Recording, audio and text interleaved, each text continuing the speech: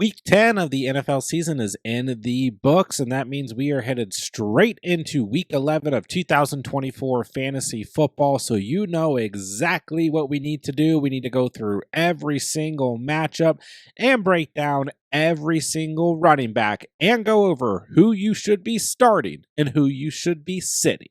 Before we do so, let me remind you guys that Underdog is the place you want to be if you want to get in on additional fantasy football action all season long. Underdog is giving all new users who sign up with promo code THECATCH a free NFL Pick'em to use towards Week 11's action. And on top of that, all new users who sign up on Underdog with promo code THECATCH are also receiving a 50% deposit match up to $1,000. So that's a free NFL Pick'em to use towards Week 11's action and up to $1,000 in bonus cash when you sign up on Underdog with promo code THECATCH. That link is down below. Very quickly, we have 4 teams on bye week here in Week 11, starting with the Carolina Panthers. So no Chuba Hubbard this week. The New York Giants on bye week, so no Tyrone Tracy. The Tampa Bay Buccaneers on bye week, so no Rashad White or Bucky Irving. And the Arizona Cardinals also on bye week here in Week 11, so no James Conner. So make sure you guys are checking your lineups and making adjustments accordingly. All right, so let's kick the video off with Thursday Night Football. We have the Commanders traveling to face the Eagles. And this should be an interesting matchup on the short week, of course, on Thursday night. So let's start with the Washington Commanders side of things. We have not seen Brian Robinson Jr. play since that Week 8 matchup against the Chicago Bears. And I mean, Brian Robinson Jr. is still sitting as a top 30 running back in fantasy football, but it sure doesn't feel that way. And that promising stretch at the beginning of the season seems like it was a very long time ago. So this Eagles defense looking very stout, especially against the run. So you guys know how I feel about Thursday night matchups. I'm like, I try to avoid starting players in Thursday night matchups, but we know this Washington Commanders offense wants to run the football first and foremost. So I think if you own Brian Robinson Jr. and he does play as he has been dealing with that hamstring injury, I would still start him. I just would kind of tamper your expectations for a high ceiling. Now, if we see no Brian Robinson Jr. once again here in Week 11, which is certainly a possibility, Austin Eckler becomes a start-worthy player as well, coming off of a performance in Week 10 against a good Pittsburgh Steelers run defense where he had 44 rushing yards, 2 rushing touchdowns, and 1 reception for 7 receiving yards, totaling to 18.1 fantasy points. So in the last 2 weeks for Eckler, 11 plus touches and equating to 17 or more fantasy points in 2 straight games in the absence of Brian Robinson Jr. So Eckler, a good start, I believe, if we see no Brian Robinson Jr. If B-Rob plays and Eckler is still out there, of course, then I think Eckler is still a good flex option here in Week 11. Now, in terms of anybody else here, Jeremy McNichols and Chris Rodriguez, who some people got excited about as he was signed to the active roster in Week 10, I would just sit both these guys. I don't think we're going to see enough volume here, whether we see a healthy B-Rob or no healthy B-Rob this week. I'm avoiding anyone who is not B-Rob or Austin Eckler on this roster. Now, moving along to the Eagles. Saquon Barkley, underwhelming performance this past week against the Dallas Cowboys, but this was just one of those games where the game script didn't really benefit him. I mean, they were blowing out the Cowboys. He just wasn't necessary. No real reason to, risk an injury to Barkley. Didn't need to score, no reason for upside here. Listen, this is a top 5 running back in fantasy football. This is going to happen from time to time. I know it's disappointing going from 32.9 points to 8.8 points this past week, but Barkley is going to be fine. He's the clear-cut RB1 in this offense. We start Saquon Barkley every single week, no matter what. And with this past week's game script, we did see some more touches to both Will Shipley and Kenneth Gainwell because, once again, no reason to risk an injury to Saquon Barkley with the type of win the Eagles were already prevailing over the Cowboys. So don't panic there. We're not going to see more volume to both those guys every single week. We're just going to start Saquon Barkley, call it a day here in Week 11. Moving along to Sunday, let's start with the Raiders traveling to face the Dolphins. And just as a reminder, I have to record these early on Monday, so the time I'm recording this, Monday Night Football has not been played yet, so full disclosure here, but Generally speaking, the Dolphins on the season have struggled against the running back position, and Alexander Madison in his past two starts, as he was on bye week this past week in week 10, hasn't done a whole lot. 9.4 fantasy points in week 8, 3.6 in week 9. But I still think he's startable because the Dolphins' run defense has been very weak. So maybe he should be more in like the category, but I'll say he's a start just based on matchup here. But don't get crazy here. He's a desperation start, a flex start. If there's nothing better, you're dealing with injuries, which there aren't really a lot of injured running backs right now. Bye weeks are hurting you. Madison is startable this week, but he's the only player that I would consider here. I know Zamir White scored a touchdown in week 9, saw a little bit more volume than he had in the previous 2 weeks, but I'm not going to read into it too much. If I'm going to start a Raiders running back in fantasy football this year, it's Alexander Madison and nobody else. Now, in terms of the Dolphins, once again, have not seen Monday Night Football because it has been not played at the time I'm recording this, but A-Chain has been looking like a league winner in his past 2 starts against the Cardinals and the Buffalo Bills, and I'm going to assume he has a good game against the Rams as well. And even if he doesn't, this is a great matchup against the Las Vegas Raiders at home. So Devon A-Chain should be a strong start in week 11. Anybody else included here? Raheem Mostert, Jalen Wright, just not enough consistency and volume or anything like that for me to want to start any of these running backs. I know we've gotten some okay starts out of Raheem Mostert in recent weeks, but I'm not doing it. It's A-Chain or nobody here when it comes to the Dolphins running backs in week 11. And then I think Alexander Madison is startable as we get into week 11. Moving along, we've got the Browns who will travel to face the New Orleans Saints. So let's start with the Browns side of things, and let's look at Nick Chubb as the Browns are on bye week in week 10. His past 2 performances, 4.5 fantasy points, 5.2 fantasy points. And then in his first, game on the season, just 10.2 fantasy points in the one game that he has actually scored a touchdown in. But he is the lead running back here. There's no disputing that. We've seen a little bit of volume too. Jerome Ford, Pierre Strong in the past 2 weeks. Donta Foreman has kind of become the RB4 on this depth chart.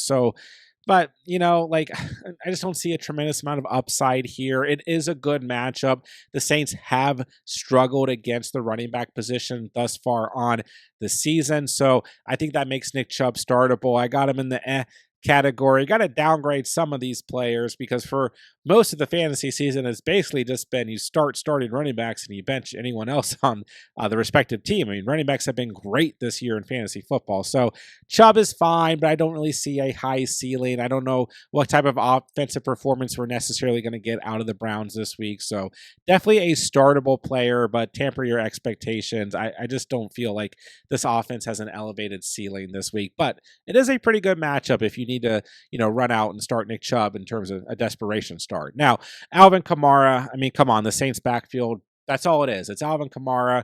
We start him every week. Top 5 running back in fantasy football, 15.9 fantasy points in week 10, 55 yards on the ground.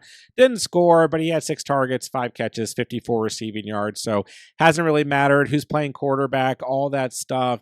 Alvin Kamara is going to get you double digits. He has double digits in every game this year, except for week 7 against the Denver Broncos. So interesting to note that in the absence of Jamal Williams and Kendre Miller this past week, we saw Jordan Mims, who also had 5 touches in week 9, 2 touches to Mims this past week. That is your next leading back on the Saints, and that is basically a nothing game. So anyone else on this roster, we're not starting them. The handcuff situation, pretty unclear for the Saints.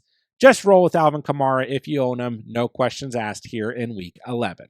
Along to the Colts traveling to face the Jets. Let's start with Jonathan Taylor, who had 14.2 fantasy points in week 10, 114 yards on the ground, 5.43 yards per carry, and added 2 catches for 8 receptions. 8 receiving yards, not 8 receptions. So, we start JT. Come on. You own Jonathan Taylor. You start him on a weekly basis. It's a good matchup against a Jets defense that just looks pathetic, let's be honest. So I would start JT. I do think that there's some sort of scenario that could play out where Joe Flacco has another bad week. And the Jets defense steps up, but I don't think it's going to stop Jonathan Taylor from having a good game. And I don't have a whole lot of faith in that Jets defense anyways. So we look at this past week. Trey Sermon had one catch, and that was it. Tyler Goodson, though, kind of came in here and caught a touchdown. Kind of spoiled maybe some upside for Jonathan Taylor, but I'm not going to read too much into it. JT still had a good game, even though he didn't score, looked very efficient on the ground. He is a strong start this week. Now, if you are a Breece Hall owner, you might be looking at things and saying, is Breece Hall a strong start this week? And I'm going to say he's a good start this week still. I'm not losing faith personally in Breece Hall. The past 2 weeks, 3 weeks, I should say, while the ceiling hasn't been high, he has had double digits in 2 of those games. The more concerning thing over the past couple weeks, outside of week 7 against Pittsburgh, which was the first game with Devontae Adams on the Jets roster, he had 9 targets in that game, but outside of that game, 4 or less targets in the next 3 games. So that does kind of bother me. Like, Breece Hall is a type of running back who should and could be a top 5 running back in the NFL. He's just like the skill set is not being utilized properly. You see when he had 9 targets, he had 103 receiving yards. The previous week in week 6 against Buffalo, 6 targets, 56 receiving yards. Like, this is just a running back that should get more volume in the passing game. But we all know the story here about the Jets. They are just completely dysfunctional. So I still think this is a good matchup at home for Breece Hall. The ceiling might be capped here, unfortunately, but he's still a strong start. Then Braylon Allen is nothing but a handcuff to me. He did have 7 touches this past week against Arizona for 27 rushing yards, but that game got kind of out of hand and everything. So not going to start him, but he is a strong handcuff if you own him. So let's start our 2 studs here, Jonathan Taylor and Breece Hall, as we move in to week 11. Another line that I absolutely love this week on Underdog is Jonathan Taylor's over on the rushing yards, currently sitting at 81.5 rushing yards. He has hit that in every game he's played in this year, except for 2 games, and he's hit that in 2 of the last 3 games. And I think this Jets defense is just ultimately going to bend in this matchup against the Colts. So I'd be hitting straight to Underdog to take the over on JT's total rushing yards. Don't forget, new users, sign up with promo code The Catch. Get your free NFL Pick Em for the week. Take your free Pick Em, pair it with JT's rushing yards. Once both lines hit, you're going to triple your cash entry. And on top of that, Underdog is also going to give you a 50% deposit match up to $1,000 when you sign up with promo code The Catch. Next up, we have the Vikings traveling to face the Tennessee Titans. Let's start with the Vikings side of things. Aaron Jones dealt with a rib injury back in week 10 against Jacksonville in a game where I thought he might have like 20 plus fantasy points, but he finished the day with 12.1 fantasy points. Very efficient on the ground, 5.18 yards per carry, 88 rushing yards, 2 receptions, 13 receiving yards. He was able to leave the game, come back. His x-rays came back negative.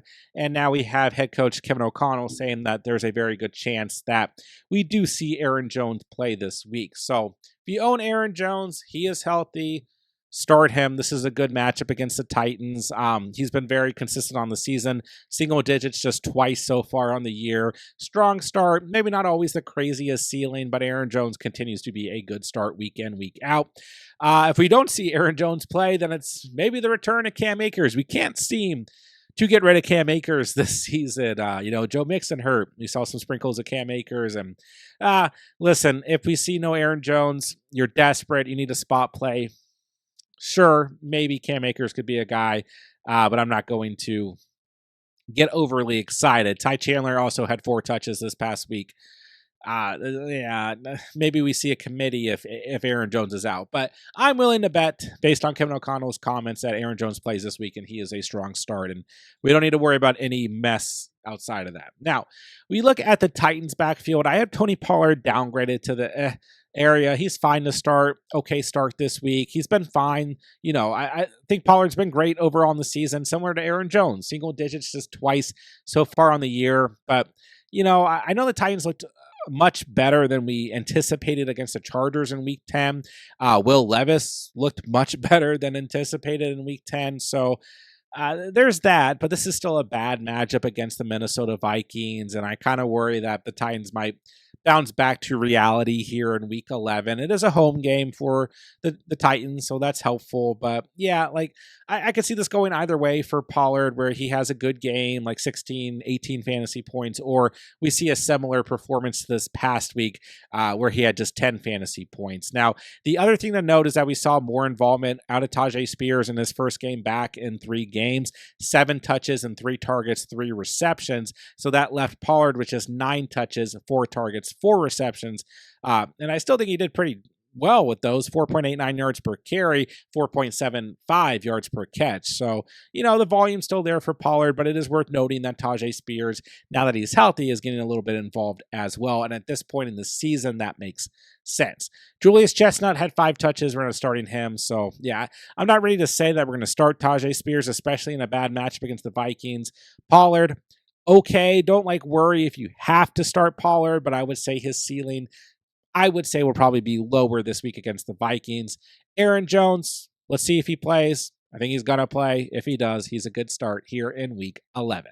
Moving along, we've got a divisional matchup between the Packers and the Bears in Chicago. This should be a good one. So let's start with the Packers side of things, as we last saw them in action in week 9 with a bye week in week 10. And I'm starting Josh Jacobs on a weekly basis, the RB14 thus far on the season, single digits just once on the year. He's been great. Ceiling's not always super high, but you can rely on him. This isn't the greatest matchup, but at the same time, I'm starting to worry less and less about this Bears defense. So you own Jacobs, divisional game, should be a good one here. Let's roll with Josh Jacobs this week. Emmanuel Wilson, on the other hand, the last time we saw him play in week 9, did have 9.9 fantasy points, scored a touchdown off of just 4 carries, but I'm not going to bank on it. He had 1.1, 2.3, 8.3, 2.5, 2.7, and all of his previous starts dating back to week 4. So yeah, I'm not going to bank on him. He is a handcuff who happened to score a touchdown, but he's a good handcuff. We're not starting him this week, though. Now, I got DeAndre Swift downgraded to the category, and I kind of went back and forth on this one. I originally had him as a start, and I still think he's very startable, similar to Tony Pollard, but I would tamper expectations here. And I don't think the problem is Swift. I'm a little bit just more worried about the Bears' offense in general here in week 11. I mean, a very poor outing against the New England Patriots, and quite frankly, it's been very poor outings for 3 weeks straight. So Swift is still the clear-cut RB1 here, 16 touches this past week compared to Roschon Johnson's 1 touch. And outside of that, there's nobody else getting touches in this backfield. So it's still Swift's backfield, and of course, he can always score a touchdown, and maybe he does that at home this week. And like I said, I still think he's startable. I just think you need to look at your roster. Who else do you have? Who are you going to potentially bench if you're starting DeAndre Swift? I still believe in DeAndre Swift. Don't get me wrong. I'm not giving up on the season or anything, and the volume's still there. And, he's still been very good dating back to week 4, double digits, 14.2 or more fantasy points in every game since week 4 outside of this past week in week 10. So, listen, I just want you to look at your roster. Who else do you have? If you feel like you have better options, I might lean with them, because I think that there's definitely a scenario this weekend where the Bears passing attack really struggles against this Packers secondary, but we will see what happens. Roschon Johnson is just a handcuff, nothing else. We're not starting him here in week 11. All right, next up we have the Jaguars traveling to face the Lions. Talk about a tale of 2 different stories when we're looking at these 2 teams, but last week I had every Jaguars running back as a sit, and this week I have every Jaguars running back as a sit as well. Now, Tank Bigsby got hurt this past week, dealing with that ankle injury. If he plays this week, I'm not starting him against the Lions' run defense. If ETN is the main guy here, I'm not starting him against the Lions' run defense. If they both play, I'm not starting them against the Lions run. It's not even so much the Lions run defense, who actually bent a little bit against Joe Mixon this past week. It's just I don't have any faith in this Jaguars offense right now. So Dearness Johnson also was said. I don't think I need to break this down extensively. If you're absolutely desperate and Bigsby does not play, That would be the only scenario that I would imagine you could potentially start Travis Etienne. And even then, you are crossing your fingers that he stumbles into the end zone or he gets enough volume in the passing game that he gets you like 10 fantasy points. So I'm staying away from this backfield. And quite frankly, with how good the season has been to the running back position, I don't think you should really be in a position where you're considering a Jaguars running back at all, unless like you're in like a 16 team league. So anyways, let's move along to a much better backfield fantasy wise. David Montgomery, 12.6 fantasy points this past week against a good Houston Texans run defense, and Jahmyr Gibbs, 12.8 fantasy points once again against a good Houston Texans run defense. This week they get a very bad run defense in the Jacksonville Jaguars. So let's fire both of them up, start them with confidence. I don't know if this game script's going to fully benefit them because, the Jaguars suck. But still, come on, I'm not risking benching Monty or Gibbs against a weak defense like the Jaguars. Fire them up with confidence here in Week 11. And I'm heading straight to Underdog to take the over on Jahmyr Gibbs' total rushing yards going into Week 11, sitting at 70.5. He has hit that line in 3 out of the last 4 games and in every game on the season except for 3 games, and I am willing to risk it against this Jacksonville Jaguars run defense without a doubt. So don't forget, guys, all new users who sign up with promo code TheCatch are getting a free NFL Pick'em to use towards Week 11's action. Take your free Pick'em, pair it with Gibbs over on rushing yards. Once both of those lines hit, you're going to automatically triple your cash entry. And on top of that, as long as you guys sign up with promo code TheCatch, that link is down below, Underdog is also going to give you a 50% deposit match up to $1,000. Next up, we have the Rams traveling to face the Patriots. And quick reminder, once again, at the time I'm recording this, Monday Night Football has not been played. I apologize. The only way I can get these videos done and out for you guys is if I record them early on Mondays. But I'm expecting a good day out of Kyron. I don't know if we're going to get a 10.5 type day like we got in Week 9 or a 22.6 day like we got in Week 8. But Kyron Williams is a must-start running back on a week-in, week-out basis. His first game so far on the season, excluding potentially Week 10 where he did not score a touchdown, was Week 9 against Seattle. So, I mean, he's been fantastic. No reason to bench Kyron Williams. This Patriots defense, a little wishy-washy. They've been a little bit better as of late, but they're still not very good against the run. Not a whole lot to worry about here. Not a whole lot to dissect. Let's start Kyron Williams and nobody else in this backfield. Blake Corum, Ronnie Rivers is even worth mentioning. It is a Kyron Williams workhorse backfield, and that is that. Now, Ramondre Stevenson, I moved down to the category. I still think he's very startable this week. I just don't know if he's my favorite start. I kind of have trust issues with Ramondre Stevenson with Drake May at the quarterback position because it seems to be that the Patriots want to throw the football more with Drake May. We've obviously seen that, and that at times that hurts Ramondre Stevenson. But then at times it doesn't. Like Week 9 against the Titans, it didn't hurt him. This past week against the Bears, it did hurt him. But he is the clear-cut RB1 on this team. 20 total touches in Week 10.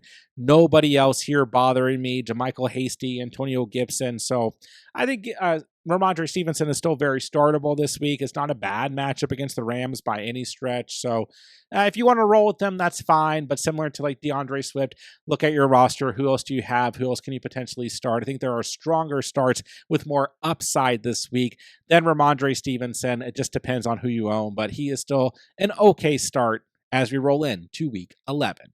Moving along, we got a good divisional matchup between the Ravens and the Steelers. This will be a fun one.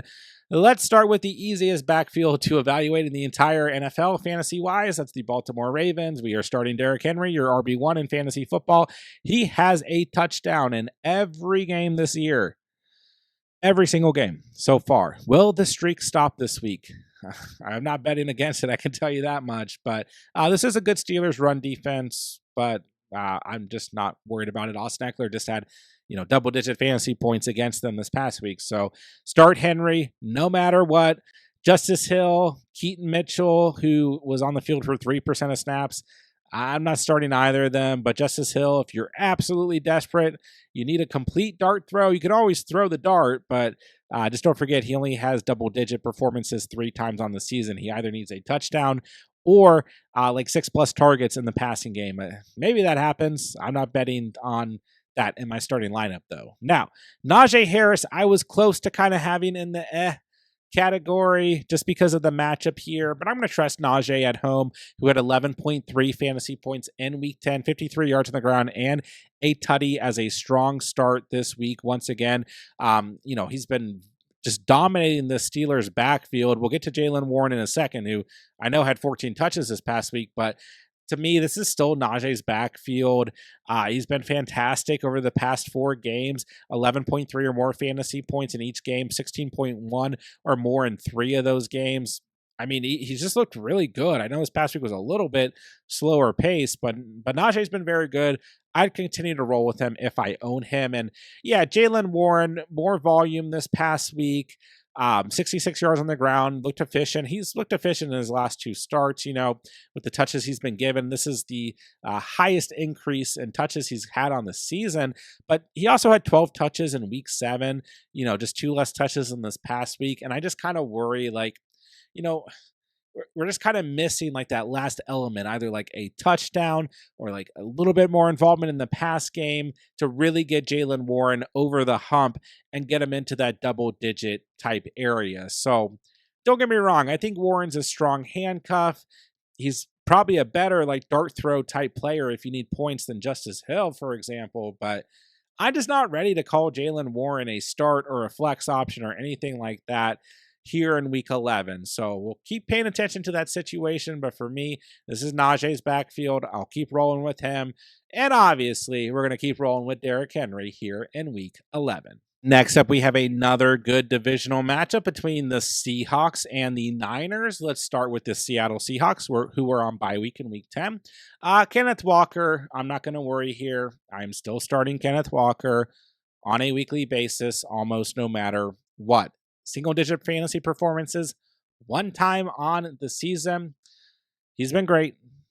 Don't overthink this. I know it's the Niners defense, but they haven't been that great so far on the season. So I'm starting Kenneth Walker with confidence. The last time we saw him play in week 9, 13.7 fantasy points. The nice thing with Kenneth Walker is, he's getting the volume. He gets the volume in the passing game. Doesn't always have to score a touchdown to get you a double-digit fantasy performance. So I'm going to keep rolling with him. Then Zach Charbonnet might be one of the best handcuffs in the NFL. We saw, what he could do when Kenneth Walker missed time early in the season, but we're not going to start him on a weekly basis. Very difficult to guess if and when he might have standalone value. Now, last week I told you guys, if you own Christian McCaffrey, fire him up with confidence. He had 16.7 fantasy points, 13 touches on the ground, 7 targets, 6 catches, 68 receiving yards. Thank God for the involvement in the passing game, but that's the thing with Christian McCaffrey. He doesn't have to score a touchdown to get you upside in fantasy football. So Jordan Mason had 1 touch. Isaac Garando had 1 touch. This is Christian McCaffrey's backfield. Keep rolling with them. It's a good matchup against the Seattle Seahawks. No reason to bench Christian McCaffrey. We got 2 studs in this game, Walker, C-Mac. Start them. Don't overthink it. Moving along, we got the Falcons traveling to face the Denver Broncos. Remember early in the season when I was begging you guys to buy low, trade for Bijan Robinson, to not trade away Bijan Robinson? I don't think it's that far removed from when the panic on Bijan Robinson was a real thing. Now, don't get me wrong, there's been panic on other players like Breece Hall that's kind of come to fruition, but Bijan, since week 6, 21.5 fantasy points in every single game. We're finally seeing what we have been expecting to see out of Bijan Robinson. It feels very, very rewarding to see if you're a Bijan Robinson owner. Now, it's a tough matchup this week, so maybe we see that streak of 20-plus points come back to earth here, but we're not benching Bijan Robinson because of a bad matchup. Just no way whatsoever. It has been a really good stretch of good matchups since week 6. Carolina, Seattle, Tampa Bay, Dallas, New Orleans. But don't overthink it. You own Bijan Robinson. Yes, start him every week. Tyler Algier, I thought maybe could have some standalone value in week 10, but just 5.9 fantasy points against a bad Saints run defense. He's a great handcuff. That's all he is. I'm not going to overdo it here. We're not going to start him against the Denver Broncos. Now, the Denver Broncos backfield is about as confusing as any backfield can be. Audric Estime, we heard the comments from Sean Payton that he was going to be more involved, and then, he did get more involved this past week. As a matter of fact, he was the lead back for the Broncos with 14 touches, 53 yards on the ground, compared to Javonte Williams, 1 touch, 2 targets, 2 catches. Jaleel McLaughlin, 2 touches. So I don't know what Javonte Williams did, as he was looking like a workhorse running back in the past few weeks before week 10, but listen, this is not a great matchup. The Falcons have been good against the run, and I won't be totally surprised if we see more volume to Javonte this week, less volume to Audric Estime, somewhere in the middle. This is obviously, I'm still going to argue, a committee backfield here. I don't think that Audric Estime is just stepping in and completely taking things over, but we'll find out. Don't get me wrong. I could be wrong here. So I'm just going to stay away from this situation. This is not something that I like personally, and I don't trust Sean Payton whatsoever. So staying away here from every running back in this matchup, except for Bijan Robinson. Moving along, let's take a look at the Chiefs traveling to face the Bills in what should be a good matchup. Let's start with Kareem Hunt, who we are going to continue to start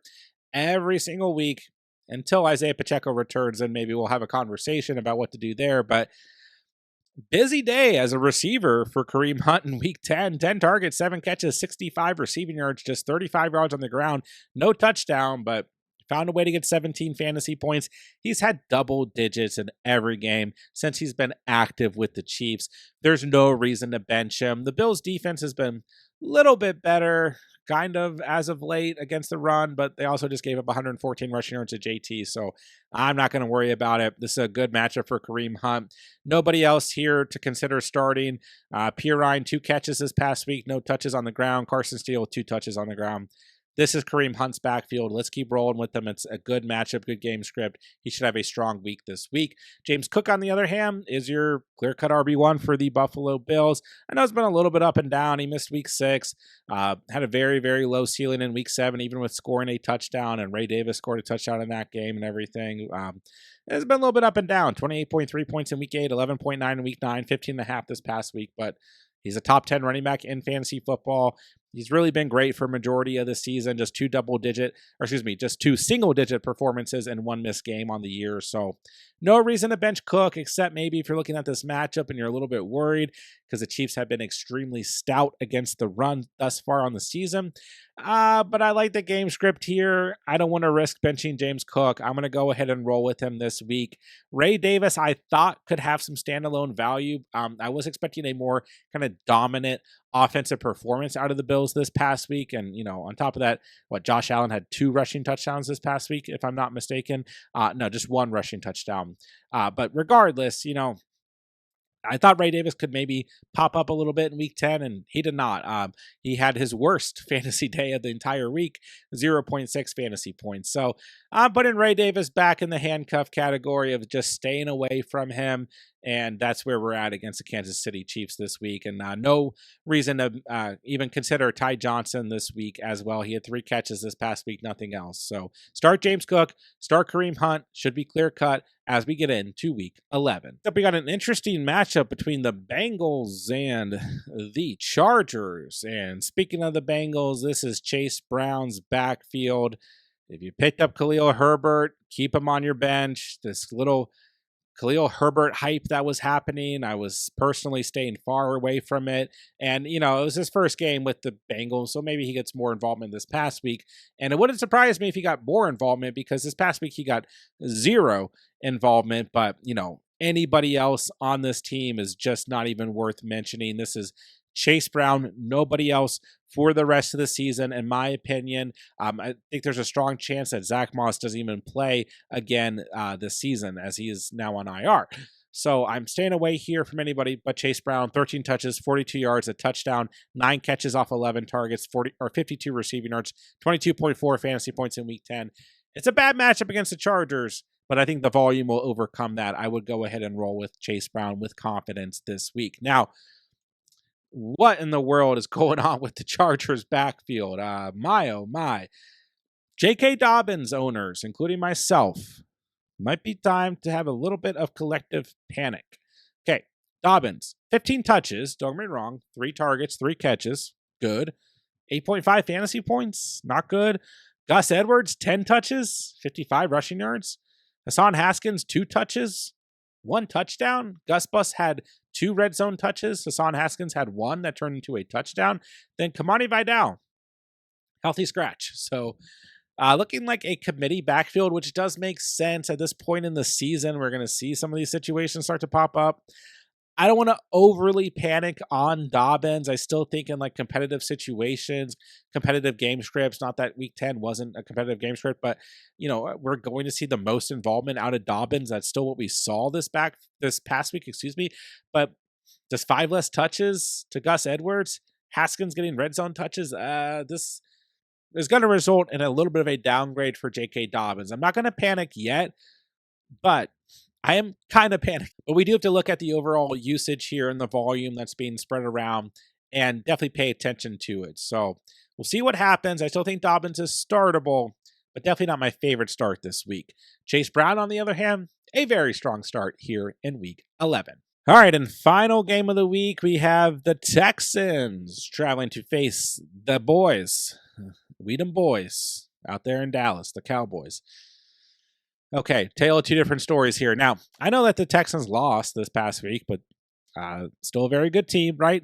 Joe Mixon, at the end of the day, all we care about is that fantasy production, and he still has it. 17 fantasy points, 46 yards on the ground, a touchdown, and 2 receptions for 44 receiving yards. This is a great matchup against the Dallas Cowboys. Mixon has been fantastic in every game that he's fully played in on the season. He has 16.6 or more fantasy points. He should have a monster game. He should absolutely smash against the Cowboys, one of my favorite starts on the week.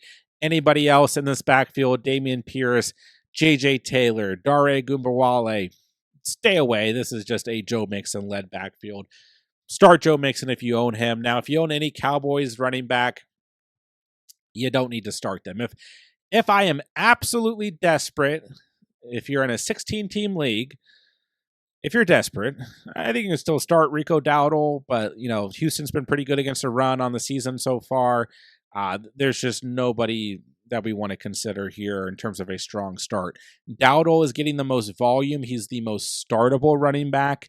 Stay far away from Ezekiel Elliott. If for some reason you were, you know, considering Zeke, 0.2 fantasy points this past week, the fumble, and a bad fumble at that. I don't really know why Dalvin Cook's name is on the screen, but it is. This backfield is, I mean, this whole team is just, we want to stay away from it. So Dalvin Cook's back on the practice squad, but, you know, we're giving him his flowers here on the screen. So, like I said, getting back to the point, Rico Dowdle, maybe startable, 8, 9, 6 points, something. Maybe he stumbles into the end zone unexpectedly. Sure, but I'm not going to have a lot of faith in that. So, Joe Mixon, the only running back in this Monday Night Football matchup that I am taking any look at here in Week 11. That'll do it for today's video. There's every single matchup for Week 11 and every single running back and who you should be starting or sitting as we approach the week.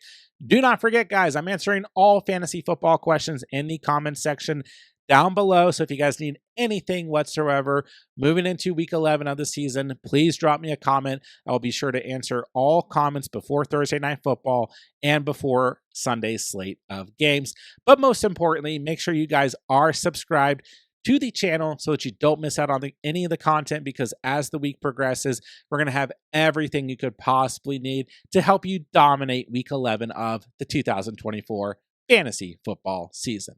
So with that, I'll say thank you guys so much for watching and or listening. And remember, you saw it here on The Catch.